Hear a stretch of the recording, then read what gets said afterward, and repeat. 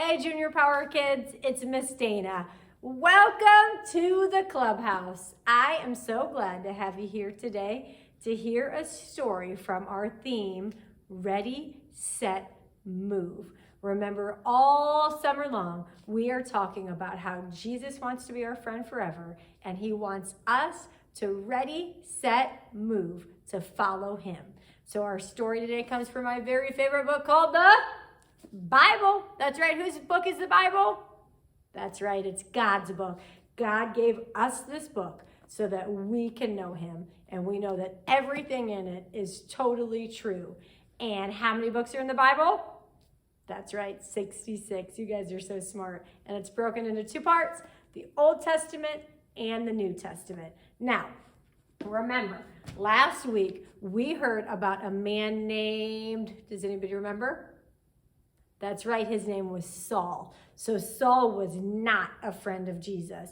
Jesus had already died, rose back to life, and went back up into heaven when this story happened. So Saul was not a friend of Jesus. He did not believe that Jesus was God's son. He did not like anybody who was a friend of Jesus. In fact, Saul spent most of his time going around and trying to find friends of Jesus and throw them in jail. So last week we heard the beginning of the story of Saul and how he was on the road to Damascus when all of a sudden a bright light shone and Jesus was talking to him from heaven.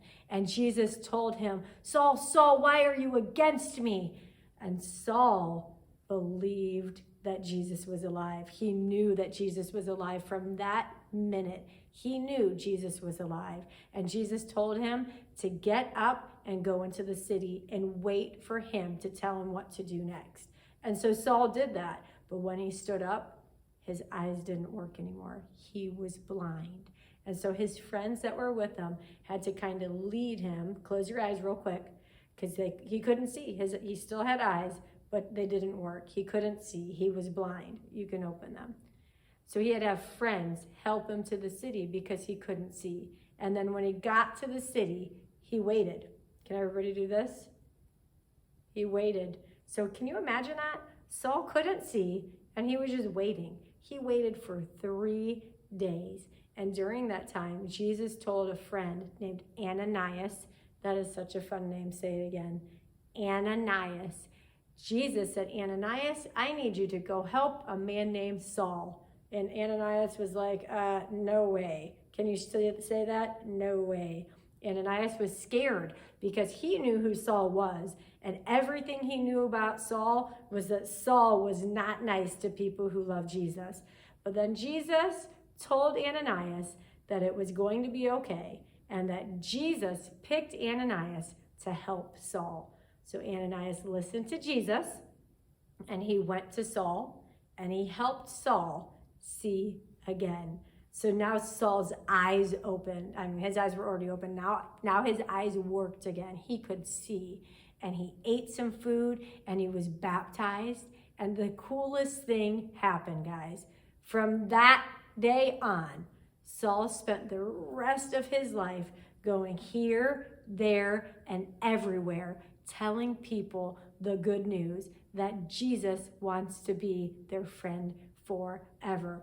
You see, Saul went from being the guy who hurt people who loved Jesus to being the guy who helped people know about Jesus. Saul actually got his name changed to Paul. And Paul, guys, wrote most of the New Testament of our Bible. He wrote a lot of what we know about Jesus.